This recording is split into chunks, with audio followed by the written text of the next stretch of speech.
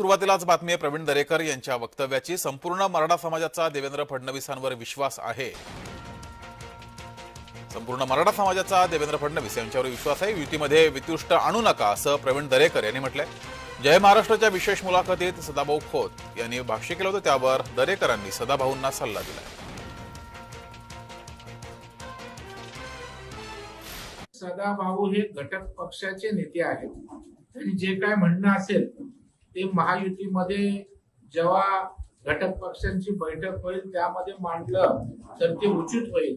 त्यांचं मत वेगळं असू शकतं, परंतु मला वाटतं सार्वजनिकरित्या महायुतीमध्ये काही विसंवाद होईल, वितुष्ट निर्माण होईल अशा प्रकारचं वक्तव्य येऊ नये अशा प्रकारची नम्र अपेक्षा मी सदाभाऊंकडून या ठिकाणी करतो। तर भाजपातल्या प्रस्थापित मराठे फडणवीसांच्या पाठीशी नाहीत। जय महाराष्ट्राच्या विशेष मुलाखतीत सदाभाऊ खोत यांनी ही खंत व्यक्त केली होती, ती पाहूयात।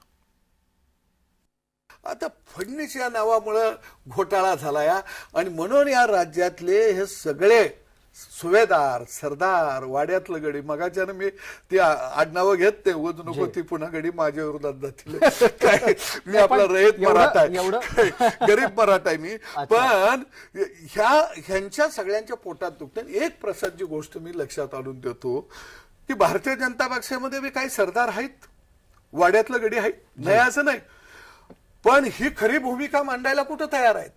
भूमिका कोण मांडतंय?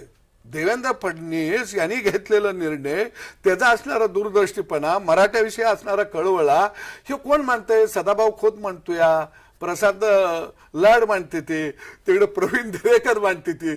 अरे जी वाड्यातलं प्रस्थापित आमचं गडी आहे ती नुसतं गुळमुळीत बसली ती। अरे या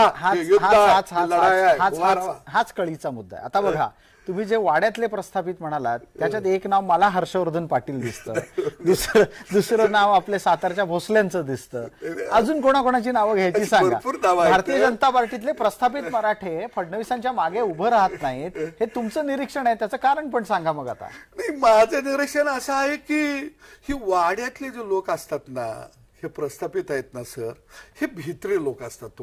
मी चळवळीतला कार्यकर्ता आहे, कारण ज्याला गमवायची भीती नसते काहीच, त्याच्याजवळ काही नसतंच गमवण्यासारखं, त्याला अजिबातच भीती नसते, पण ज्यानं कमवलेलं असतं ते बेहतर असतं।